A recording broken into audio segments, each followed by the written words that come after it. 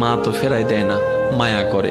তুমিই তো বলেছো মায়ের চেয়ে 1000 গুণ বেশি তুমি বান্দাকে ভালোবাসো, বান্দাকে ভালোবাসো। ও মাওলা, তুমি দৌড়াই দিলে কার কাছে যাব? তুমি রহমত না করলে কে রহমত করবে? তুমি ফিরাই দিলে আমি কার কাছে যাব? ও মাওলা, তুমি ছাড়া তো আমার কোনো উপায় নেই, তুমি ছাড়া তো আমার কোনো উপায় নেই। ও মাওলা, এবার বান্দা চোখের পানি ফেলে ফেলে কান্না করতে আছে। সে কান্নার আওয়াজটা দুনিয়ার জমিনে ডানাও যদি এক হাত না যায় হতে পারে, কিন্তু সে আওয়াজটা রব পর্যন্ত পৌঁছায় যাচ্ছে, রব পর্যন্ত পৌঁছায় যাচ্ছে।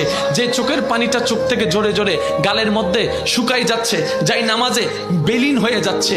না রে ভাই, না, এটা এতটুকু বিলীন হচ্ছে না, এটা রব্বে করিম হাদিসে পাকের ফরমান অনুযায়ী আশিকের সেই চোখের পানিকে ফেরেশতার মাধ্যমে আল্লাহ একটা বাটিতে সংরক্ষিত করে রাখে, যে বাটিটা জান্নাতের মধ্যে থাকবে, জান্নাতের মধ্যে থাকবে।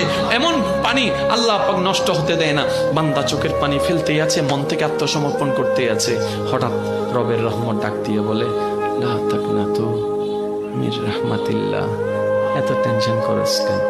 আমি রব আছি না।